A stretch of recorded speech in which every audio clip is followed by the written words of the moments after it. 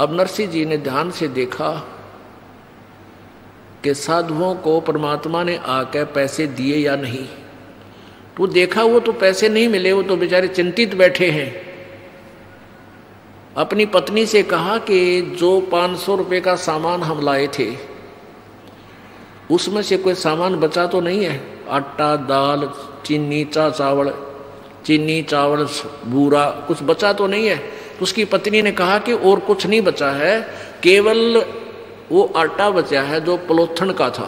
पलोथन मीन एक थोड़ा सा सूखा आटा रख लेती है बहनें, और उसमें आटे की लोई बना के और आटे को उस सूखे आटे के ऊपर दोनों तरफ से चिपका के ऐसे रोटी पोती है। वो हाथों से नहीं लगता, इसलिए आटा हाथों से नहीं चिपकता। उस सूखे आटा जो सपेर रखते हैं उसको हमारे वहाँ पलोथन बोले हैं, पलोथन। तो वह कहने लगे जी ये थोड़ा सा सूखा आटा तो बच रहा है जो रोटी पाने के प्रयोग किया था, और तो कुछ नहीं। तो नरसिंह जी ने कहा कि इसका भी तू रोटी बना। 4 रोटी बनी। एक साधु चलता हुआ आ गया, यानी परमेश्वर, आप ही सोशल सीधर मैं करूं अपने जन के काज। और वो आकर द्वार पर खड़ा हुआ। साधु ने, उसने, नरसिंह ने पूछा महाराज भोजन खाओ। कहाँ भाई भूख लगी है भगत। वो 4 रोटी उस महापुरुष ने दे दी, जो उस बचे हुए आटे की 4 रोटी बनी थी। खा के चल पड़े।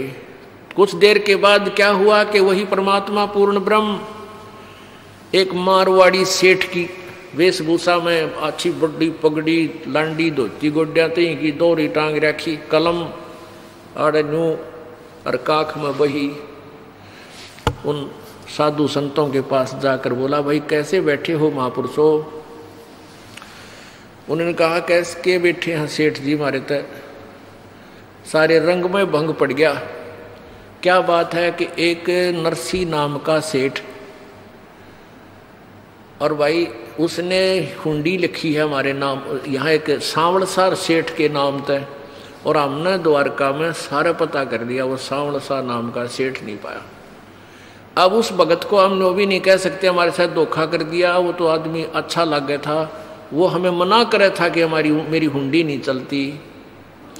और इतना भी हमें विश्वास है कि हमारे 500 रुपये सुरक्षित मिलेंगे उस महापुरुष के पास। पर भाई हमारा तो काम तो बिगड़ गया, हमने तो यहाँ चाहिए थे। तो सेठ बोला कि भाई मैं, वो परमात्मा बोले मैं हूं वो सेठ है सांवल सा, और आजा भाई कौन सा नाट्य है इसमें, द्वारका में सांवल नाम का सेठ कोई ना, चल उनके सामने नोट गिनूंगा। एक चोर आए पल्ला बिछा, बोला कि लड़ा बिछाओ चादर। जब बड़े बाजार में सेठों की दुकान थी चारों तरफ, और वहां खड़े होकर गिने, 1 ले भाई, 2, 3, उन सेठा ने सुना के 4, 5, यानी 500 गिन दिए चांदी के कच्चे नोट, टन्ना टन पड़े। और सारा काशी आसपास के सेठ खड़े होकर देखे रहे, तो 500 रुपये कहाँ से दिया। और नरसिंह तो भाई कंगाल हो लिया, राज यू सेठ क्यों बावड़ा हो रहा है, इनको पैसे दे रहा है। तब परमात्मा ने कहा भाई नरसिंह जी तो कह दिया उसका दास हाजिर रहेगा, चाहे लाखों हुंडी भेज दे सारी दूंगा उसकी। बोलो सतगुरुदेव। फिर वो, अब क्या हुआ, एक दिन अब उसकी जो लड़की ब्याह रखी थी, उसकी लड़की की लड़की यानी दोती ब्यान जोगी होगी। अब पहले तो वो सेठ था, जब छोरी का ब्याह करा तो 1 नंबर का सेठ, दुनिया वाह वाह हो रही थी। और ईब आ गया बात का समय, कोई बालक नहीं, लड़का नहीं। अब वह लड़की आई अपनी लड़की की शादी के लिए बात न्योतन, जब झोपड़ी में माता पिता के पास रुकी तो नरसिंह कहने लगा बेटी मैं हूं निर्धन कंगाल, ना मेरे पास कोई दाम, पर आऊंगा बेटी मैं सुमरूंगा राम। अब लड़की चली गई। अब वो दिन निकट आया बात का, अब कोई साथी नहीं होता निर्धन का। सेठ था, जब तक सारे तैयार हो रहे थे, मैं भी चलूंगा थारे बात में, मैं भी चलूंगा बात में। और ईब कोई भी उसकी तरफ गांव नगर का साथ नहीं हुआ। अब उसने बैल मांगे किसी से। अब उधारी चीज गरीब ने आदमी या तो दिया नहीं करे, दिया करे तो कंडम दिया करे। एक ने एक से एक बैल मांग गया, एक से दूसरा बैल मांग गया, किसी से एक गाड़ी मांगी, बैल गाड़ी वह इसी कंडम सी थी, खराब सी ने बोला जोड़ ले जा भगत जी। अब उसके साथ कोई नहीं चला, 12 अंधे थे, वो उसके पास आते थे, बैठते थे, भगवान की चर्चा करते थे, आसपास के गांव से इकट्ठे हो जाते थे। वो कहने लगे नरसिंह हम चलेंगे भाई तेरे बेटी के दोती के बात में, चल पड़े। अब वो बैल ऐसे खराब से थे, कोई सा इधर खींच रहा है, एक इधर खींच रहा है, वह गाड़ी ऐसी टूटी फूटी सी तर्रक मर्रक करती हुई चल रही है, बहुत ही स्लो स्पीड तय। उनको ऐसा लग रहा था कि इस स्पीड तय तो हम मेरे ख्याल में 1 हफ्ता भी नहीं जा सकते उस निश्चित स्थान पर। रास्ते में परमेश्वर आए और एक बढ़ई का रूप बना के, कारीगर का रूप बना के, एक अच्छा लंबा थैला टांग रखा, उसमें आरी नारी दिखे, नर हथौड़ी छीणी हथौड़ी और वो बरमे परमे सारे बसोले सारे ले रहा। और कहने लगा भाई गाड़ी वाले मुझे भी बैठा लो आपकी गाड़ी में, मैंने भी इधर जाना है। जहाँ जिस साइड में वो जा रहे थे उसी नगर का नाम ले दिया किसी निकट से का। अब नरसिंह बोला भाई गाड़ी में बैठन तो नाटता कोई ना, पर यह गाड़ी चल कोई ना, कति कंडम है, कति बेकार सी है ये, शायद हम तो पहुंचाएंगे कि ना पहुंचेंगे, आप भी दुखी होगे। तो वो कहने लगा परमात्मा कि मैं भाई मिस्त्री हूँ, कारीगर हूँ, और इसमें घना खराबी को ना मैं ठीक कर लूँगा इसने। अब सेठ नरसिंह बोला भाई बात सुन ले कारीगर, ठीक तो कर ले, पर मेरे पास पैसा देना नहीं हूँ, भगवान की महिमा सुना दूंगा तेरे को, भगवान के गुण गा दूंगा, गीत गा दूंगा, शब्द गा दूंगा, और मेरे पास लेन देन में कुछ कोई ना। भगवान बोला कोई बात ना भाई, मैं भी तो बैठ कर चलूँगा, मैंने पैसे की जरूरत को नहीं। अब वहाँ चले गए, वहाँ जाकर के वो बैठा दिए एक अलग से टूटी फूटी सी चौपाड़ में, क्यों कंगाल आदमी सेठ होता था, बढ़िया जगह धर्मशाला बुक कराते हुए, पता था उनको कंगाल हो लिया, बेइज्जती करेगा हमारी। अब नाई आ गया बुलान खातिर, बातियों आ जाओ भाई। अब वो अंधे कहने लगे नरसिंह ईब तो भाई बात बिगड़ेगी, वहां तो तेरी हुंडी भगवान ने ले ली थी, अरे ईब तो ना आए भगवान, क्या बात होगी। नरसिंह बोला भाई उसकी लीला वो ही जाने, अब चलो चलना तो पड़ेगा, न्योता आएगा ही, बड़े बैठे बैठे करांगे के। द्वार पे जाके खड़े हो गए, उधर से समधन खड़ी होगी एक थाली लेके और लोटा लेके, के गालेगा इसमें करवे में। एक पड़ोसन आके बोली के गाली समझी ने तेरे समझी ने क्या डाला भात में थाली में तेरी में। इन्हें बोली डले डाले, डले यू के में डालने जो गए रेस ने नाश कर दिया सारा, मेरी इज्जत का गाहक हो गया यू।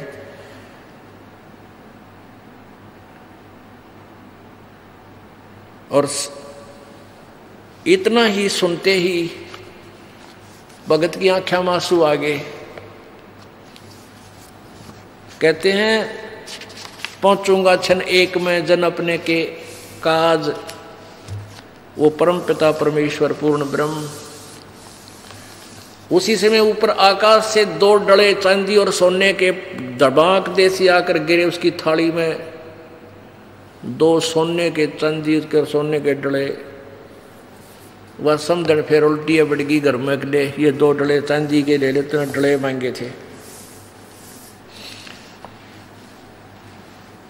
और फिर कहते हैं ऊपर से लागे इसके रुपया की वर्षा होने, और फिर भगवान और दूसरा रूप बना के एक बैलगाड़ी जोड़ कर अलग से उसमें सारे जैसे उस समय जो भी दान दक्षिणा में दिया करते बहू बेटियां बहन बेटियों के लिए कपड़े, बढ़िया बढ़िया वाली साड़ी, बहुत अच्छे वो सितारे सतूरे लगाए हुए, वह एक गाड़ी भर के आके खड़े हो गए। अगले भाई नरसिंह जी ने भेजा है यो बात के लिए, सामान सारा उतार लो, तुम्हारा उतार लो, छोड़ के गाड़ी जाते रहे। अब क्या बताते हैं, नरसिला की हुंडी झाली सावल सा कहाया, दोती का बात भया जब, दोती का ब्याह भया जब भात भरण को आया। अब कौन आया था? वो तो कृष्ण जी ने माना था, कृष्ण जी भर गया, युवती कृष्ण जी कर गया, कृष्ण जी नहीं। जगत का पेखना पेखा, धनी का नाम ना लेखा। एक दूसरे का नाम लेते रहे तुम, जो करने वाला था उसका पता भी नहीं था। गाड़ी आले मन बैठा ले, एक बहो गाड़ी था में बाहर में हार लिया। गाड़ी आले मन बैठा ले, एक बहो गाड़ी था में बाहर में हार लिया। परमात्मा जब एक खाती बनके, मिस्त्री बनके, कारीगर बनके आके खड़ा हो गया, ने बोला भाई मैं थक गया, तुम्हारा हम सफर हूँ, मुझे भी बैठा लो। तो भगत और भगवान की एक वार्ता किसी कवि ने, क्योंकि वो कृष्ण मान रहा था जिसने ये शब्द बनाया है, हमने यथार्थ ज्ञान पता हो गया है, फिर भी हम उस मालिक की महिमा का गुणगान किसी भी रूप में करें, हमारी सुई वहीं जाएगी जहाँ हम समझ चुके हैं। क्या बोले भगवान, गाड़ी आले मन बैठा ले, एक बहो गाड़ी था में भाई रे मैं हार लिया। गाड़ी आले मन बैठा ले, एक बहो गाड़ी था में भाई रे मैं हार लिया। नरसिंह जी जब न्यो बोला, ये गाड़ी मेरी पुरानी है। नरसिंह जी जब न्यो बोले, या गाड़ी मेरी पुरानी है। कृष्ण जी फिर न्यो बोले, भाई के मेरे ते छानी है। कृष्ण जी फिर न्यो बोले, ये क्या मेरे ते छानी है। नाम कृष्ण जात का खाती में जानू, सारा काम बाहर में हार लिया। गाड़ी आले मन बिठा ले, एक बहो गाड़ी थाम बाहर में हार लिया। प्रभु जी फिर लगे संवारण, ली हाथ में आरी जी। प्रभु जी जब लगे संवारण, ली हाथ में आरी जी। नरसिंह जी की वा टूटी गाड़ी, अरने आप समारी जी। नरसिंह जी की वा टूटी गाड़ी, हरने आप समारी जी। नरसिंह बोला मैं शब्द सुना दूं, भाई ना देवण ने दाम, भाई रे मैं हार लिया। गाड़ी आले मने बिठा ले, एक बहो गाड़ी थाम, भाई रे मैं हार लिया। 16 सूरदास बैठे गाड़ी में, रटे राम की माला जी। 16 सूरदास बैठे गाड़ी में, रटे राम की माला जी।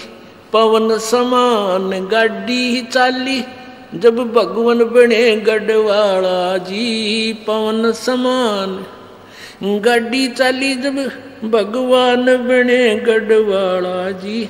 वो भक्तों के रखवाला जी, मनमोहन घनश्याम, भाई रे मैं हार लिया। गाड़ी आले मने बिठा ले, एक बहो गाड़ी थाम, भाई रे मैं हार लिया। बैला ऊपर हाथ फेर दिया, बल बैलों में आया जी। बैलों ऊपर हाथ फेर दिया, बल बैलों में आया जी। कई रोज का पंथ विकट था, पलमाए पहुंचाया जी। कई रोज का पंथ विकट था पलमाए पहुंचाया जी। वो कृष्ण खाती चला गया भाई, कर संतों प्रणाम भाई रे मैं हार लिया।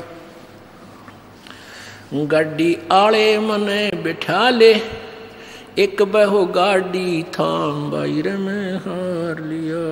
गाड़ी आले मने बिठा ले, एक बहो गाड़ी थाम भाई रे मैं हार लिया। कृष्ण तो रथवान बने, कबीर बने रखवाला जी। कृष्ण तो रथवान बने, कबीर बने रखवाला जी। सो सत जो सतगुरु के शरण आ गया, वो भगत जीत गया पाला जी।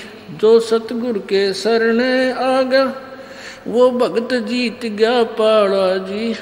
भाई संत करे ना टाला जी, वे सारे सब विद काम भाई रे मैं हार लिया। गाड़ी आले मन बिठा ले, एक बहो गाड़ी थाम भाई रे मैं हार लिया। अब इस सारे प्रकरण का निष्कर्ष ये है कि दो प्रकार से मानव जीवन प्राप्त होता है। एक तो काकभूषण ने कई जन्मों में जाकर सेटिंग हुई इसकी, और नरसिंह जी पिछले जन्म से भी प्रभु की प्यारी आत्मा थी, पीछे भी भगत था। एक के पॉइंट पर समझ गया और सब कुछ न्यछावर कर दिया और अपना कल्याण उसी जन्म में करवा लिया। बोलो सतगुरुदेव। कबीर नौबत आपनी 10 दिन लो बजाए, ये परपटन ये गली भाई बहुर न देखो आए। जिनके नौबत बाजती मंगल बंदते बारे, एक हरि के नाम बिना वो गए जन्म सब हार।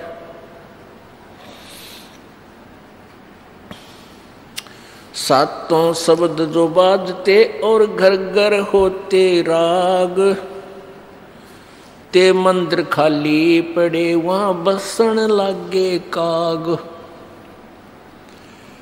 कबीर थोड़ा जीवना ये मंडे बहुत मंडाने, सब ही उभा पंथ सर ये राव रंक सुल्तान। कबीर एक दिन ऐसा होवेगा सबसे पड़े बिछो, राजा राणा छत्रपति ये सावधान क्यों न हो। कबीर उज्जड़ खेड़े ठीक ये घड़गड़ गए कुम्हार, वो रावण सरीखे चले गए भाई लंका के सिकदार। कबीर कहाँ गर्बियो ये देही देख सुरंगे, बिछड़ वो मिलसी नहीं जो कांचली भुजंग। कबीर कहाँ गर्बियो इस जोबन की आस, केसु फूले द्विष चार फिर खंखर भये पलास। कबीर कहाँ गर्बियो ये ऊंचा देख आवास, काल पड़े भूलोटना तेरे ऊपर जमे घास। कबीर कहाँ गर्बियो ये चाम लपेटे हाड, एवर ऊपर छतर तल ये ते भी देवा खड्डे। कबीर कहाँ गर्बियो ये काल गह कर केश, ना जाने कित मारेगा भाई के घर के परदेश। कबीर ये संसार ऐसा है जैसा सिंबल फूल, दिन दस के व्यवहार को इस झूठे रंग न भूल। मौत बिसारी बावरे अतरज किया कौने, तन माटी में मिलेगा जो आटे में लोने। जामन मरण विचार करिए कूड़े काम निवारे, जिन पंथों तुझ चालना वो है पंथ संवार। कबीर सुपने रैन के ये उगड़ आए नैने, जीव पड़ा बहु भूल में, जागे तो लेन न देन। कबीर आज क काल क 5 दिन, तेरा जंगल होगा बासे। ऊपर ऊपर फेरेंगे ये ढोर, चुगेंगे घासे। परमपिता परमात्मा पूर्ण ब्रह्म, सारी सृष्टि के रचनहार, कुल मालिक कबीर देव, कबीर साहब, अल्लाहु अकबर, कबीर परमेश्वर, ये वो परमेश्वर है जो काशी शहर में, बनारस के अंदर सन 1398 संवत 1455 विक्रमी संवत 1455 ज्येष्ठ सुधी यानी जेठ उतरते की पूर्णमासी को लहर तारा तालाब के एक कमल के फूल के ऊपर शिशु रूप धारण करके प्रकट हुए। वे अपने सतलोक से चलकर आए और वहाँ से एक नीरू नीमा नाम के जुलाहा दंपति निसंतान थे। वो परमात्मा को, बालक रूप परमात्मा को, शिशु रूपधारी परमात्मा परमेश्वर को उठा ले गए। लीलावत परमात्मा उस जुलाहा वर्ण में बड़े हुए, फिर जुलाहे का कार्य करने लगे, इसलिए कबीर जुलाहा नाम से प्रसिद्ध हुए। वो परमेश्वर पूर्ण ब्रह्म है, सारी सृष्टि के रचनहार हैं, कुल के मालिक हैं। उन्होंने अपनी महिमा आप ही आकर हमें बताई है और अन्य प्राणी, अन्य कोई देव उस परमेश्वर के विषय में नहीं जानता, क्योंकि काल भगवान जो यहाँ का 21 ब्रह्मांड का स्वामी है, ये नहीं चाहता कि किसी प्राणी को इसके अपने मूल ठिकाने का ज्ञान हो जावे। क्योंकि जहाँ हम रहते थे सतलोक में, वहाँ हमें कोई दुख नहीं था। उसके विषय में क्या बताया है कि शंखों लहर मेहर की उपजे कहर नहीं जहाँ कोई, और दास गरीब अचल अविनाशी सुख का सागर सोई। यहाँ पर हमें 2 वस्तुओं का विशेष दुख है, एक तो मृत्यु का और दूसरा वृद्ध अवस्था का। ये वृद्ध अवस्था इस प्राणी के ऊपर एक कहर है, और फिर मृत्यु। कोई भी प्राणी, चाहे कोई 90 वर्ष का हो गया है, चाहे 100 वर्ष का है, चाहे 70 का है, 85 का है, प्रत्येक प्राणी ये चाहता है कि मेरी आयु कुछ और बनी रहे।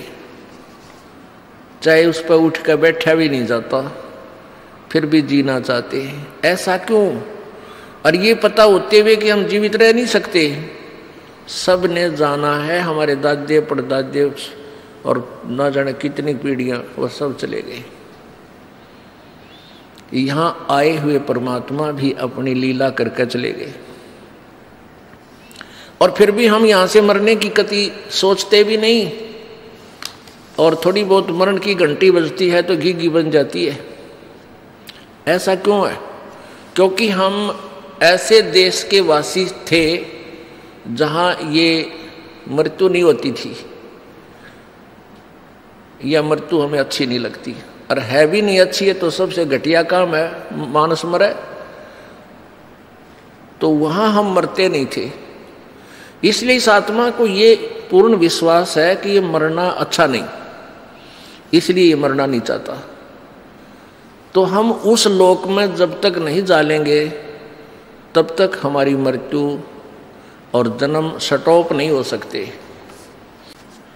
तब तक हमारी जन्म मृत्यु बंद नहीं हो सकती। और वहाँ जाने के लिए हमने पूर्ण संत, पूर्ण परमात्मा के मार्गदर्शक की आवश्यकता पड़ेगी। परमेश्वर जी ने कहा है, कबीर जी ने, गरीबदास साहिब जी ने कहा है कि कबीर परमेश्वर ने आकर हमें यथार्थ ज्ञान दिया, और इन नकली गुरुओं ने परमात्मा के वास्तविक ज्ञान को बिल्कुल समाप्त कर दिया, खत्म कर दिया। उस परमेश्वर ने अपनी जानकारी आप ही आकर हमें बताई है। उसके विषय में प्रत्येक सदग्रंथ एक ही समर्थन करता है कि परमात्मा पाने के लिए सबसे पहले गुरु की आवश्यकता होती है, और गुरु भी पूरा हो। अब पूरे गुरु की और अधूरे गुरु की कैसे पहचान की जाए, इसके लिए भी प्रमाण दिया है। गीता जी अध्याय नंबर 4 के श्लोक नंबर 32 में ये कहा है कि जो ज्ञान और जो साधना साधक करते हैं, वो गीता अध्याय नंबर 4 के श्लोक नंबर 25 से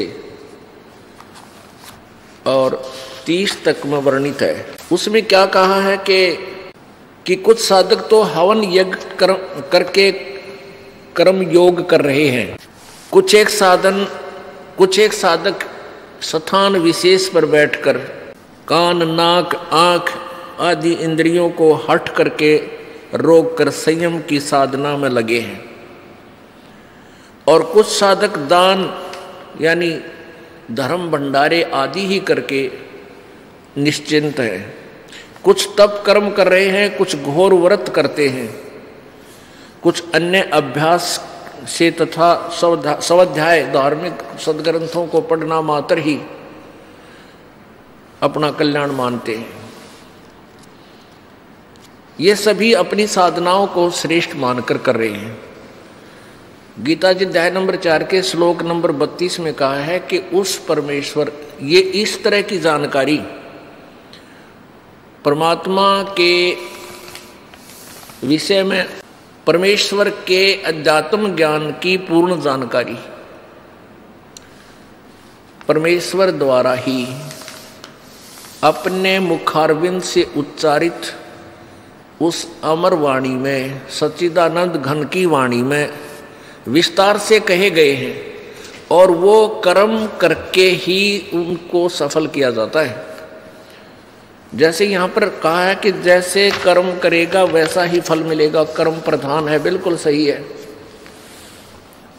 तो वो कर्म कैसे करने हैं? नाम उठत नाम बैठत नाम सोवत जागवे, नाम खाते नाम पीते नाम सेती लागवे।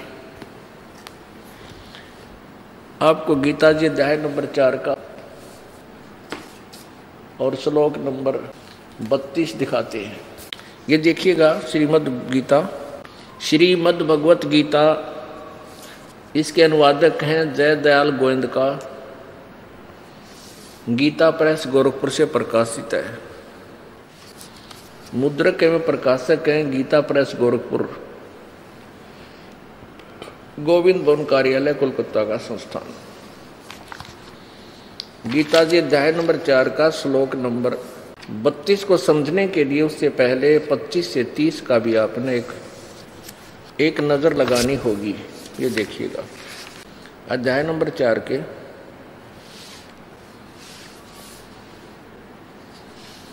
और श्लोक नंबर ये 25 है, यहाँ नीचे ये 25 है। इसके विषय में कहा कि दूसरे योगीजन देवताओं की पूजन रूप यज्ञ का ही भली भांति अनुष्ठान किया करते हैं। अन्य योगीजन, अपरे यानी दूसरे, अन्य ब्रह्म अग्नौ, परब्रह्म परमात्मा रूप अग्नि में अभेद दर्शन रूप यज्ञ के द्वारा ही आत्म रूप यज्ञ का हवन किया करते हैं। ब्रह्म अग्नु का अर्थ है कि परमात्मा पाने के लिए लगी लगन रूपी अग्नि में जैसी भी साधना उनको मिली उसी को करके वो लगे रहते हैं, उसको करते रहते हैं। 26 में कहा कि अन्य योगीजन श्रोत्र यानी कान आदि समस्त इंद्रियों को संयम रूप अग्नि में हवन किया करते हैं, और अन्य दूसरे शब्द आदि समस्त विषयों को इंद्रियों रूप अग्नि में हवन किया करते हैं। दूसरे योगीजन इंद्रियों की संपूर्ण क्रियाओं को और प्राणों की समस्त क्रियाओं को ज्ञान से प्रकाशित आत्म संयम योग रूप अग्नि में हवन करते हैं 28 में। कई पुरुष द्रव्य संबंधी यज्ञ करते हैं, द्रव्य संबंधी यानी धन से होने वाले यज्ञ, धार्मिक भंडारे आदि, और कुछ तपस्या रूप यज्ञ करते हैं यानी तपस्या रूपी अनुष्ठान करते रहते हैं। और दूसरे कितने ही योगीजन यज्ञ करने वाले हैं, योग रूप यानी योग साधना ही करते हैं, आसन वगैरह करते रहते हैं, जैसे कि तक कार रोक दी, कि तो छाती पर श्रिया मोड़ दिया, इस तरह की कोविड में लागे रहते हैं। और कितने ही अहिंसा आदि तीक्ष्ण व्रतों से युक्त, जैसे मुंह पर पट्टी बांध कर नंगे पैरा घूमना, शाम दिन सुबह पाछे रोटी नहीं खानी, इस तरह के जो अनुष्ठान करते हैं ये जैनी लोग करते हैं, उनके विषय में कहा कि कुछ ऐसे ही लगे रहते हैं। अहिंसा आदि तीक्ष्ण व्रतों से युक्त यतनशील पुरुष स्वाध्याय रूप ज्ञान यज्ञ करने वाले हैं, स्वाध्याय भी करते हैं, अपना नित्य पाठ करते हैं। कुछ 29-30 में कहा है कि दूसरे कितने ही योगी जन अपान वायु में प्राण वायु को हवन करते हैं, जो श्वास की क्रिया को प्राणायाम आदि करते हैं, और दूसरे वैसे ही अन्य योगीजन प्राण वायु में अपान वायु को हवन करते हैं। अन्य कितने ही नियमित आहार यानी अल्पाहारी रहते हैं, थोड़ा खाते हैं करने वाले, प्राणायाम प्रायण पुरुष प्राण और अपान की गति को रोककर प्राणों में ही हवन किया करते हैं। ये सभी साधक यज्ञों द्वारा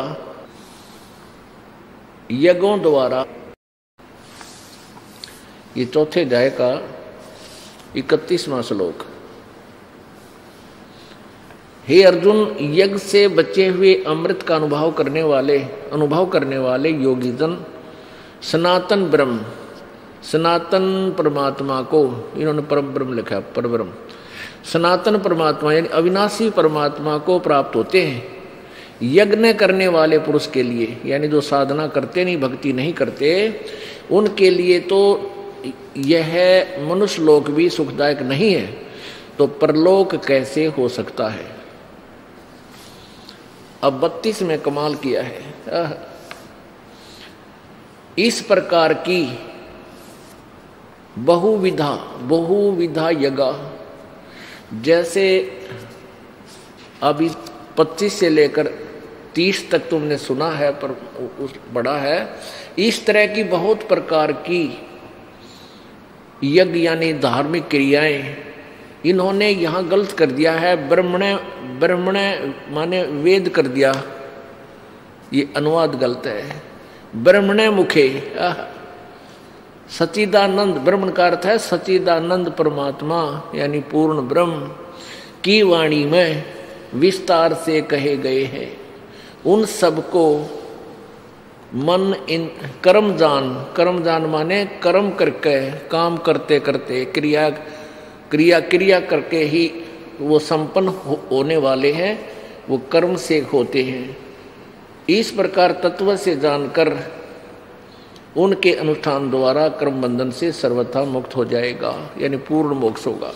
अब ये इन्होंने ऐसा अड़ंगा कर रखा है बीच बीच में अनुवाद का, किसी प्रकार भी सुलटने में नहीं आवे। ब्रह्मणे का अर्थ कर दिया वेद की वाणी, ब्रह्मणे मुखे। अरे मुख माने तो मुख बालक भी बता देगा। और ब्रह्मणे का अर्थ इन्होंने 70वें अध्याय के 23वें श्लोक में स्वयं ही किया है। ये देखो अध्याय नंबर 17 और श्लोक नंबर 23 में क्या कहा है। ओम तत्सत इति निर्देश ब्रह्मणे त्रिविध समृतः ब्राह्मणा तेन वेदा च यगा च विहिता पुरा। इन्होंने क्या अनुवाद किया है, इन्हीं का अनुवाद पढ़िए।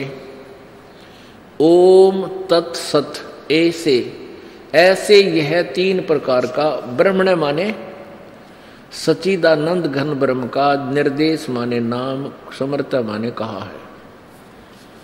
ये देखिए, ओम तत्सत इति निर्देश ब्रह्मण त्रिविध समर्थ। इसका सीधा अर्थ बनता है कि ओम तत्सत इति माने यह, नथिंग एल्स, यही। ब्रह्मण माने पूर्ण परमात्मा, सच्चिदानंद घन परम अक्षर परमेश्वर की भक्ति का ओम तत्सत, यह 3 नाम का एक मंत्र है। इसको त्रिविध समर्थ है। इसका सिमरण भी 3 प्रकार से होता है। इसका निर्देश है, निर्देश माने डायरेक्शन, फाइनल ऑर्डर, आदेश एंड निर्देश। और इसके निर्देश का अर्थ होता है नथिंग एल्स, ये यही करना है और कुछ नहीं, बस इसको निर्देश कहते हैं। और ब्राह्मणा माने विद्वान पुरुष, तेन वेदा, इस ज्ञान के आधार पर सृष्टि के प्रारंभ में ऐसे ही अपनी साधनाएं किया करते थे। अब ब्रह्मण का अर्थ सच्चिदानंद घन ब्रह्म है, हमने यहां से इतना ही लेना है।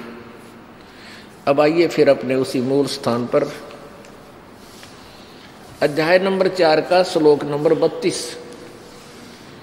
इस प्रकार बहुत तरह के यज्ञ यानी धार्मिक अनुष्ठानों की जानकारी ब्रह्मण यानी सच्चिदानंद घन की वाणी में, बस हम इसको ऐसा ही कह दे, क्योंकि मुख्य का अर्थ है मुखारविंद से उच्चारित, मुख से बोले गए वचन, अमृत वाणी, उस सच्चिदानंद घन की वाणी में यानी कबीर वाणी में विस्तार से कहे गए। ब्रह्मण माने सच्चिदानंद घन की वाणी में विस्तार से कहे गए हैं। उन सबको तू कर्म जान, यानी कर्म के द्वारा ही संपन्न होने वाले जान, यानी कार्य करते करते वो करके पूरे होंगे। जैसे आप प्रणाम करते हो, साधना कर, धर्म करते हो, भंडारा करवाते हो, सेवा करते हो, फिर सिमरण करते हो।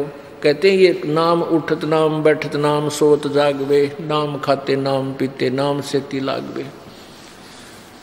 ये ऐसे कार्य करते करते इनकी साधना होती है। और उसको जानकर देखिएगा, होने वाले जान, इस प्रकार तत्व से जानकर, ज्ञातवा जानकर, उनके अनुष्ठान द्वारा, जो सच्चिदानंद घन की वाणी में लिखा है, उस साधना के द्वारा तू कर्म बंधन से सर्वथा मुक्त हो जाएगा, यानी तेरा पूर्ण मोक्ष हो जाएगा। अब चौथे अध्याय के 33वें श्लोक में क्या कहा है? ये चौथे अध्याय का 33वां श्लोक, इसका यहां अनुवाद है, श्रेयान द्रव्यम यात यज्ञात ज्ञान यज्ञ प्रणतम सर्वम कर्म अखिलम पार्थ ज्ञाने परिसमाप्ते। इसका क्या अर्थ है कि हे परंतम अर्जुन, द्रव्यमय यज्ञ की अपेक्षा, यानी जो अपेक्षा ज्ञान यज्ञ अत्यंत श्रेष्ठ है। यावन मात्र संपूर्ण कर्म ज्ञान में समाप्त हो जाते हैं। इसका सीधा सा अर्थ क्या बनता है कि जैसे कोई धन दान करता है, जैसे कहीं कोई किसी तीर्थ पर जाकर भंडारे कर देता है, अंधाधुंध लगा हुआ है, और कई कितने कोई एक मंदिर का चमटा गड़वा देता है, 10-5 लाख रुपए उस पर लगा देता है।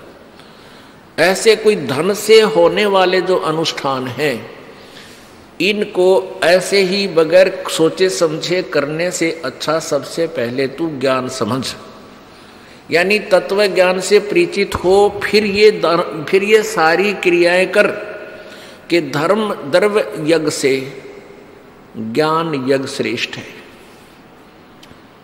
अब आप सत्संग सुन रहे हो, ये ज्ञान यज्ञ हो रहा है। अब ज्ञान होने के बाद फिर कदम रखे इस मार्ग पर, जितना भी दान धर्म करोगे आपका सुचारू होगा, उसका प्रतिफल होगा। अन्यथा वैसे आंख मीच के लोक वेद के आधार पर दान करने से कोई लाभ नहीं होगा। गुरुबिन माला फेरते गुरुबिन देते दान, और गुरुबिन दोनों निष्फल हैं, चाहे पूछो वेद पुराण। अब प्रसंग चल रहा है कि पूरे गुरु की पहचान कैसे हो। गीता जी अध्याय नंबर 4 के श्लोक नंबर 32 में यह स्पष्ट कर दिया कि उस सच्चिदानंद घन की वाणी में, उस तत्व ज्ञान में, उस सूक्ष्म वेद में परमात्मा के, पूर्ण परमात्मा की वाणी का पूरा विस्तार से वर्णन है। और उसमें किए हुए दिए हुए मार्गदर्शन से तू अपना पूर्ण मोक्ष करा सकता है। और उसको कहाँ से प्राप्त कर? उस ज्ञान को जो सच्चिदानंद घन की वाणी में, जो गीता और वेदों से अन्य कोई ज्ञान है, जो सच्चिदानंद घन की वाणी कबीर वाणी में है, उस ज्ञान को तू तत्वदर्शी संतों के पास जाकर समझ। गीता जी अध्याय नंबर 4 के श्लोक नंबर 34 में, गीता जी अध्याय नंबर 4 के श्लोक नंबर 34 में उस ज्ञान को जो चौथे के 32 में कहा है, उस ज्ञान को तू तत्वदर्शी ज्ञानियों के पास जाकर समझ। इसे स्पष्ट हो गया कि गीता ज्ञानदाता उस पूर्ण मोक्ष मार्ग यानी सच्चिदानंद घन की वाणी से अपरिचित है, वो नहीं जानता उसके विषय में। जो ज्ञान गीता ज्ञानदाता दे रहा है वो तो लिपिबद्ध है गीता जी में, और जो पूर्ण परमात्मा की वाणी में विस्तार से जो पूर्ण परमात्मा के विषय में जानकारी दी है, उसका ज्ञान है सच्चिदानंद घन की वाणी में, यानी 5वें वेद सूक्ष्म वेद में वर्णित है। उसके विषय में कहा कि तू किसी तत्वदर्शी संत के पास जाकर समझ। गीता ज्ञानदाता नहीं जानता। इति सिद्धम, ये देख लो चौथे अध्याय का 34वां श्लोक। उस ज्ञान को तू तत्वदर्शी ज्ञानियों के पास जाकर समझ, उनको भली भांति दंडवत प्रणाम करने से, उनकी सेवा करने से और कपट छोड़कर सरलता पूर्वक प्रसन्न करने से वे परमात्म तत्व को भली भांति जानने वाले ज्ञानी महात्मा तुझे तत्व ज्ञान का उपदेश करेंगे। 35 में क्या कहा है? अब देखो 35 में, जिसको जानकर तू फिर इस प्रकार मोह को नहीं प्राप्त होगा। हे अर्जुन, जिस ज्ञान के द्वारा संपूर्ण प्राणियों को निशेष भाव से पहले अपने में और पीछे मुझ में देखेगा। सच्चिदानंद घन नहीं, मुझ में। क्या बताया गीता ज्ञानदाता ने कि मैं काल हूं, गर्भ में जाए के 32वें श्लोक में, और सबको खाता हूं। अर्जुन 11वें अध्याय के 21वें श्लोक में कह रहे हैं, प्रभु आप तो देवताओं को भी खा रहे हो, ऋषियों को भी, और आप ही के गुणगान कर रहे। तो यहाँ गीता ज्ञानदाता कह रहा है कि जब तुझे तत्वदर्शी संत मिल जाएगा और तत्व ज्ञान से तू परिचित हो जाएगा, फिर तक तू पहले तो सारे प्राणियां ने देखेगा कतरा गजब हो ये कित फंस गए, और फिर मुझ में देखेगा कि ये काल का फंस रहे तो सारे। तो यहाँ तत्वदर्शी संत की महिमा बताई है कि वो बतावेगा पूर्ण मोक्ष मार्ग। अब तत्वदर्शी संत की पहचान बताते हुए 15वें अध्याय के, गीता जी के 15वें अध्याय के मंत्र नंबर 1 में उसकी पहचान बताई है उस तत्वदर्शी संत की। ये देखिएगा, अथ पंचदशो अध्याय यानी 15वां अध्याय, प्रथम मंत्र में ही पहचान बताई है। ऊर्ध्व मूलम अधः शाखम अश्वत्थम प्राहु अवम छंदासी यस्य प्रणानी ये तम वेद स वेदवित। ऊपर को जड़ वाला देखिएगा, ये है ऊपर को ऊर्ध्व मूलम अधः शाखम। ऊर्ध्व माने ऊपर को, अधः माने नीचे को। ऊर्ध्व मूलम अधः शाखम अश्वत्थम प्राहु अवम, ये एक उल्टा लटका हुआ पीपल का वृक्ष रूपी संसार समझो। ऊर्ध्व मूलम अधः शाखम, गीता ज्ञान दाता ने ओनली एक संकेत दिया है। ऊपर को जड़ है वो पूर्ण परमात्मा है, और नीचे को तीनों गुण रूपी शाखा है। और जो संत इसको जड़ सहित, तना क्या है, तना कौन भगवान है, डार कौन भगवान है, ये शाखा कौन भगवान है, और पात रूप क्या है, इन सभी विभागों को भिन्न भिन्न बता देगा स वेदवित, वह वेद के तात्पर्य को जानने वाला है, अर्थात वह तत्वदर्शी संत है। अब पढ़िए पवित्र गीता जी, अध्याय नंबर 15 का प्रथम मंत्र। ऊर्ध्व मूलम अधः शाखम। अब देखिए अड़ंगाकरणिया ने की अनुवाद कर रखे है, आदि पुरुष परमेश्वर मूल वाले। ये तो बिल्कुल सही पॉइंट का है इन्होंने, कि मूल तो समझो ये आदि पुरुष परमेश्वर यानी पूर्ण ब्रह्म, परम अक्षर ब्रह्म है।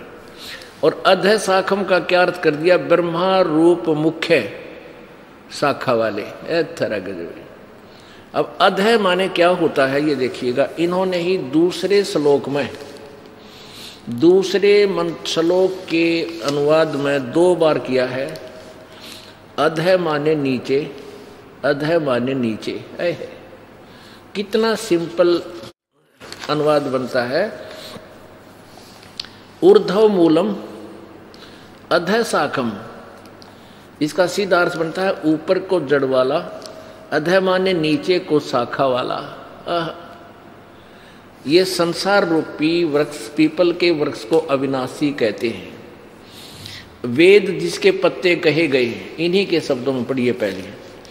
उस संसार रूप वृक्ष को जो पुरुष, जो संत मूल सहित यानी जड़ से लेकर पत्तों तक तत्व से जानता है, वह स वेदवित, वह वेद के तात्पर्य को जानने वाला है। क्लियर हो गया कि वो तत्वदर्शी संत है जो इन सब पार्ट्स ऑफ द ट्री, इस संसार रूपी वृक्ष के सभी पार्ट्स को, विभागों को भिन्न भिन्न बता दे। स वेदवित, वो तत्वदर्शी संत है।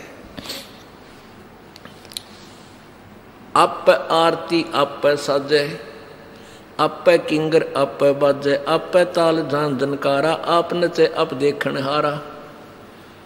कह कबीर ऐसी आरती गाऊं, आपा मध्य आप समाऊं। परमात्मा ने सारी लीला स्वयं ही करनी पड़ी। आप ही एक दास बने, आप ही एक तत्वदर्शी संत बने, और आप ही भगवान तो है ही है, सारी सृष्टि के संचालक, और स्वयं ही एक सुयोग्य शिष्य बने।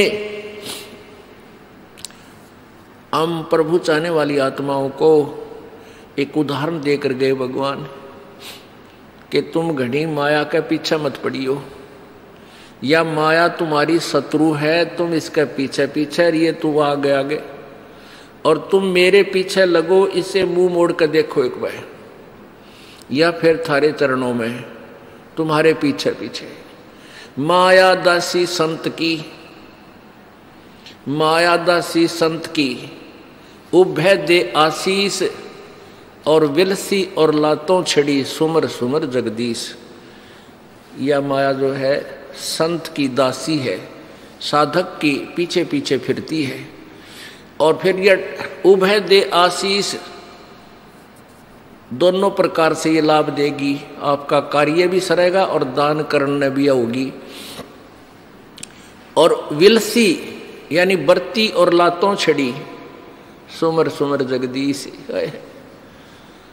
तो परमात्मा ने एक उदाहरण दिया था कि जैसे मैं एक निर्धन व्यक्ति की तरह रहा करता था, जो भी कपड़ा बुना रोजी रोटी के लिए रख लेते थे, बाकी दान कर देता था। और फिर जब परमात्मा की कृपा हुई, कोई आपत्ति आई, जैसे आपने सुना काशी में भंडारा देने का समय आया, तो परमात्मा ने ढूला दिया, ढेर लगा दिया धन का। तो ऐसे प्रभु कहते हैं कि जब तू अपनी साधना मेरे बताए अनुसार सब क्रियाओं का पालन करता हुआ करेगा, फिर तेरा कोई काम आंट नहीं खाएगा।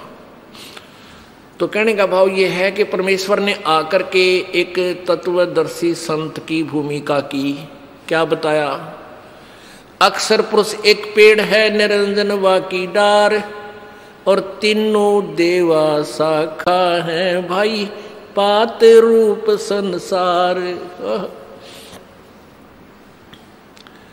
अक्षर पुरुष एक पेड़ है जो जमीन से बाहर नजर आता, उसको हम वृक्ष बोलते हैं, पेड़ बोलते हैं, लेकिन जड़ भी नीचे होती है, वो प्रोक्ष होती है, वो गुप्त होती है।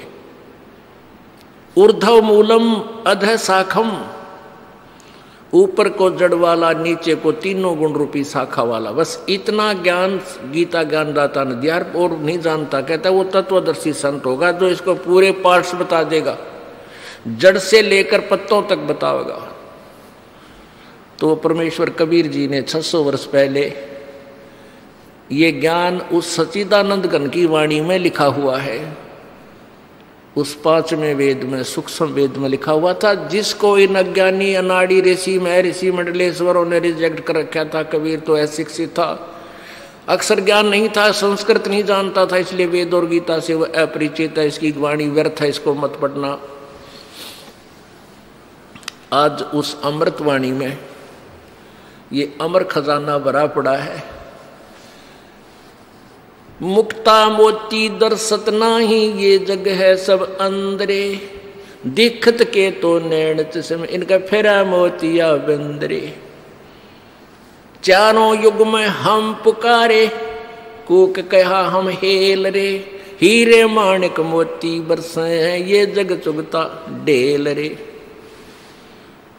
पर भी लेन जात है दुनिया, हमरा ज्ञान किन्हें ना सुनिया।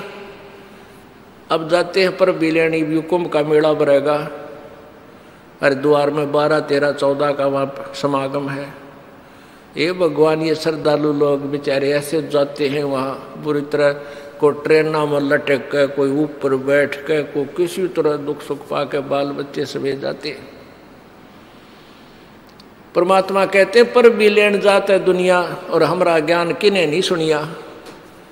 वो परमात्मा आके सच्चा ज्ञान दिया करते थे, कहते किसी ने नहीं मानी हमारी एक बात भी, और सारे नरक में गए।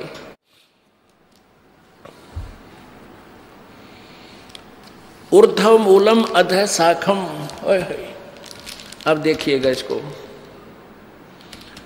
ये संसार रूपी वृक्ष देखिएगा, ये संसार रूपी वृक्ष है परम अक्षर ब्रह्म, पूर्ण ब्रह्म परमेश्वर, ये जड़ है परम अक्षर ब्रह्म मूल, और ये है अक्षर, ये परब्रह्म, ये परम अक्षर ब्रह्म, ये अक्षर ब्रह्म भी कहते हैं, इसको अक्षर पुरुष भी कहते हैं, परब्रह्म भी कहते हैं। तना समझो, ये अक्षर ब्रह्म, और जड़ है परम अक्षर ब्रह्म, और ये है सर ब्रह्म। सर हम अपनी संत लैंग्वेज में इसको क्षर ब्रह्म बोलते हैं, सुनान खातर, सुना ठीक तंजा, इसने बोला सर, सर क्षर, यानी क्षर ब्रह्म है। ये है ब्रह्म कहो चाहे अक्षर ब्रह्म कहो, क्षर ब्रह्म कहो। ये है डार इसकी, और इस डार के 3 शाखा हैं, रजगुण ब्रह्मा, सतगुण विष्णु, तमगुण शिव जी, और पात रूप संसार। अक्षर पुरुष एक पेड़ है, देखिएगा इससे ऊपर ऊपर, अक्षर पुरुष एक पेड़ है, ये अक्षर पुरुष, और निरंजन वा की डार, ज्योति निरंजन ये काल, इसकी डार है। तीनों देवा शाखा हैं, ये पात रूप संसारे। ओए होए, कितना क्लियर कर दिया मालिक ने। और ये मूल कौन है? ये स्वयं कबीर परमेश्वर है, पूर्ण ब्रह्म है। अब फिर पढ़िए गीता जी, अथ 15वां अध्याय,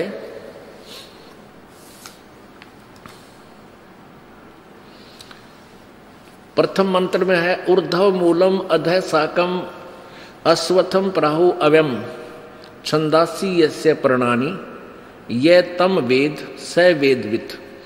वेद माने जानना, ज्ञान, और स वेदवित वो वेद के तात्पर्य जानने वाला। ऊपर को जड़ वाला, नीचे को शाखा वाला। ये पीपल रूपी संसार रूपी वृक्ष समझो, अविनाशी वृक्ष कहा जाता है। और छंदासी यस्य प्रणानी ये तम वेद, आप आसानी से समझ सकते हो क्योंकि आप नागरी लिपि से परिचित हैं।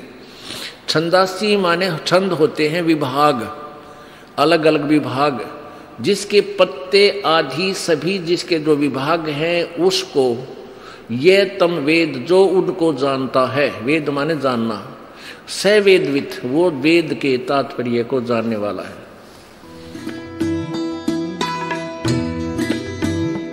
आइए अब हम उन श्रद्धालुओं के अनुभव जानते हैं जो जगत गुरु तत्वदर्शी संत रामपाल जी महाराज जी से दीक्षा प्राप्त कर चुके हैं तथा उनके द्वारा बताए गए भक्ति मार्ग पर चल रहे हैं। बहन जी नमस्कार। सच साहिब जी। क्या नाम है जी आपका? मेरा नाम परमीत कौर चंडोक है। परमीत जी कहाँ से आए हैं आप? मैं मुंबई से आई हूँ, महाराष्ट्र से। क्या करते हैं आप? सर नमस्कार। सत साहिब जी। सर क्या नाम है आपका? सर मैं भगत पूरण दास जम्मू कश्मीर से हूँ, तहसील सुंदरबनी से हूँ। सर संत रामपाल जी महाराज से नाम दीक्षा लेने से पहले आप क्या भक्ति साधना करते थे?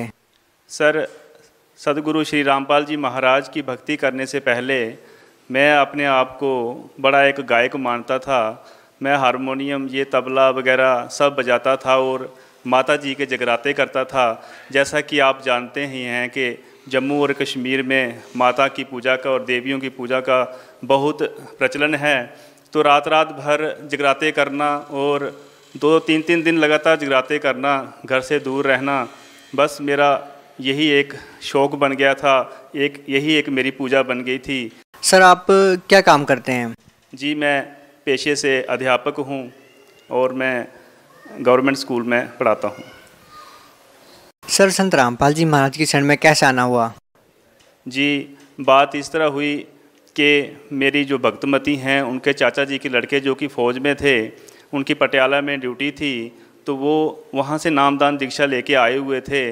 तो मेरा यूँ ही जाना हो गया अपने ससुराल में। तो उन्होंने मुझे कहा कि भगत जी देखिए ये मैंने एक पुस्तक लाई है ज्ञान गंगा, आप पढ़िए। मैंने उसको पढ़ा तो मुझे अच्छा लगा और मैं दिन भर उसको पढ़ता रहा। पूरी सृष्टि रचना और जो भक्तों के अनुभव थे, सारा ब्रह्मा विष्णु महेश के बारे में जितना भी था मैंने सारा पढ़ा। तो मुझे पढ़कर बड़ी हैरानी हुई कि हमें पता ही नहीं था कि हम परमात्मा किसको मानते हैं। तो इन ब्रह्मा विष्णु महेश के ऊपर भी कोई परमात्मा है, कोई पूर्ण परमात्मा है जिनकी भक्ति करके हम सतलोक को जा सकते हैं। तो फिर क्या रहा सर? तो उसके बाद मैंने उसी भगत जी से कहा कि भगत जी मुझे नाम लेना है। तो उन्होंने कहा चलो अभी चलो। हम तुरंत ही, हमने कुछ नहीं देखा आगे पीछे, उसी वक्त भगत जी और मैं जिन कपड़ों में थे उन्हीं कपड़ों में हम चले। जम्मू से गाड़ी पकड़ के हम दूसरे दिन बरवाला पहुंच के और वहां पर हमने नाम ले लिया। सर क्या आपको पूरा विश्वास है कि जो साधना संत रामपाल जी महाराज जी ने आपको दी है वो शास्त्रों के अनुसार है, उस भक्ति को करने के बाद आप मोक्ष प्राप्ति कर सकते हैं? सर जी जो भक्ति हमें संत रामपाल जी महाराज ने दी है हमें उस पर पूर्ण विश्वास है। मैं एक पढ़े लिखे समाज से ताल्लुक़ रखता हूँ, अध्यापक हूँ, बिना देखे बेचारे भी मैं कोई कदम नहीं उठा पाता हूँ। मैंने उन बातों को जो संत रामपाल जी महाराज ने हमें ज्ञान गंगा में बताई, जहाँ हमें सत्संग में बताई, उन सबको मैंने मिला के देखा। मैंने गीता को देखा, जो भी शास्त्र मेरे पास थे मैंने उनमें सबको मिला के देखा। तो मैंने पाया कि ये बिल्कुल सत्य बात है और यही एक विधि है, यही एक भक्ति है पूरे ब्रह्मांड में जिसके द्वारा हम सतलोक को प्राप्त कर सकते हैं। और कोई दूसरा संत ब्रह्मांड में नहीं है जो इस तरह की भक्ति हमें दे। बाकी सब तो बात करते हैं, ब्रह्मा बड़ा है, विष्णु बड़ा है, शंकर बड़ा है, लेकिन कोई भी एक परमात्मा की भक्ति करने के लिए नहीं कहता है। सर संत रामपाल जी महाराज से नाम दीक्षा लेने के बाद बहुत सारे लोगों ने नशा त्याग दिया, क्या आप भी कोई नशा करते थे? सर जी बिल्कुल मैं नशा करता था, उतना तो नहीं, लेकिन कभी कभार मैं भी शराब पी लेता था, मांस खाता था, क्योंकि हमारे घर में भी ये प्रचलन था कि देवी देवताओं के बकरे वगैरह दिए जाते थे, मुर्गे काटे जाते थे। तो भगत जी मैं तो अपने आप को मैं तो कुत्ता मानता हूँ कि मैंने घोर पाप किए हैं, मैंने खुद भगत जी मुर्गे काटे हैं। लेकिन सर जी जब मैं इस भक्ति पद्धति से जुड़ा तो मुझे ज्ञान हुआ कि हमें ऐसा नहीं करना है। हम जाने अनजाने में अपने जो हैं पाप कर्म को बढ़ा रहे हैं। आज हम जिसके साथ जैसा व्यवहार करेंगे तो कल को हमें वो भुगतना पड़ेगा। तो संत रामपाल जी की शरण में आने के बाद हमें इस बात का पता लगा कि गुरु जी जो हैं वो तीनों तापों को काट देते हैं, हमारे पाप कर्मों को बख्श देते हैं। तो उसके बाद मैंने तौबा कर ली और मुझे ज्ञान हो गया, तो आज मैं इन सब बातों से दूर हूँ। सर ऐसी क्या चीज़ है संत रामपाल जी महाराज जी से नाम दीक्षा लेते ही लोग नशा छोड़ देते हैं? ऐसी क्या दवाई देते हैं वो? क्योंकि हमने जितने भी उनके श्रद्धालुओं से बात की है 80% ऐसे श्रद्धालु मिले हैं जो नशा करते थे और नाम दीक्षा मिलते ही उन्होंने नशा छोड़ दिया। ऐसी क्या दवाई देते हैं, ऐसी क्या चीज़ है? सर जी, संत रामपाल जी की जो भक्ति है ये पूर्ण परमात्मा की भक्ति है। संत रामपाल जी का जो ज्ञान है वो ऐसा ज्ञान है कि आपके जो ज्ञान चक्षु हैं जो बंद पड़े थे, जो काल की वजह से जो आपके ऊपर पाप कर्मों का बोझ आपकी आत्मा के ऊपर था वो हट जाता है, आपके ज्ञान चक्षु खुल जाते हैं और आपको सही और गलत में जो पहचान है वो होना शुरू हो जाती है। और परमात्मा के वचनों में भी इतनी शक्ति है कि हम नाम लेते हैं, आशीर्वाद लेते ही हमारा शरीर, हमारी आत्मा निर्मल हो जाती है और हम बुराइयों से कोसों दूर हो जाते हैं। सर, आप एक अध्यापक हैं, आपने बहुत सोच समझकर संत रामपाल जी महाराज जी को अपना गुरु बनाया होगा। संत रामपाल जी महाराज जी के बारे में जैसा कि पिछले कुछ सालों से सुनते आ रहे हैं कि उनके ऊपर आरोप लगे हैं, वो जेल में है। सर, आपका क्या मानना है संत रामपाल जी महाराज जी के बारे में? आपके विचार क्या है? देखिए भगत जी, आज जैसा कि हम जानते हैं सर जी, हम जानते हैं कि हर तरफ लूट और खसूट मची हुई है। हर कोई जो है वो धन कमाने की लालच में बैठा हुआ है, चाहे वो कहीं से भी आए, किसी तरीके से भी आए, किसी को बेवकूफ़ बना के ही आए। तो जो भगत समाज है उन्हें तो पूर्ण परमात्मा चाहिए, उन्हें तो भक्ति चाहिए। तो ये लोग नकली लोग हैं, ये जो नकली गुरु हैं, ये इन सब भक्तों के भोलेपन का फ़ायदा उठाकर इनको बेवकूफ़ बनाते हैं और सही भक्ति मार्ग न देकर कहीं गलत रास्ते पे लगा देते हैं जिसका कोई लाभ नहीं है। तो हमारे जो सदगुरु रामपाल जी महाराज हैं उन्होंने हमें एक अच्छी भक्ति दी, एक ऐसी भक्ति दी जिससे हम मोक्ष प्राप्त कर सकते हैं। तो जब सभी भक्त जो थे, बाकी जो जब उन्होंने देखा, जब उन्होंने तुलना की बाकियों के मुकाबले में कि ये ज्ञान क्या है और वो बाकी जो उनके गुरु हैं वो क्या ज्ञान दे रहे हैं, तो सभी संगत जो है संत रामपाल जी महाराज के साथ जुड़ने लगी। तो ये उन लोगों से गवारा नहीं हुआ, तो उन लोगों ने षड्यंत्र करना शुरू कर दिया जिसमें उन्होंने सरकार को भी मिलाया। तो सबको मिला के उन्होंने षड्यंत्र करके गुरु जी को फंसाया। सर, जैसा कि अभी आपने बोला कि दूसरे धर्मगुरु श्रद्धालु को झांसा देके फंसाते हैं, पैसा कमाने के लिए ऐसा करते हैं। यदि यही आरोप अगर आप लोगों के ऊपर लगे, संत रामपाल जी महाराज जी पर लगे, तो आप लोग क्या कहना चाहेंगे? जी भगत जी, ऐसा नहीं है। हमारी जो भक्ति है वो शास्त्र अनुकूल है। कोई भी जो पढ़ा लिखा बुद्धिजीवी इंसान है वो अपने शास्त्रों को उठा के देख ले, हमारे गुरु जी की बताई हुई, संत रामपाल जी महाराज की बताई हुई बातों को मिला ले, चाहे वो बाइबल में इसको प्रूव कर ले, चाहे वो गुरु ग्रंथ साहिब में इसको प्रूव कर ले, चाहे वो गीता में इसको प्रूव कर ले, तो सच्चाई जो है सबके सामने आ जाएगी।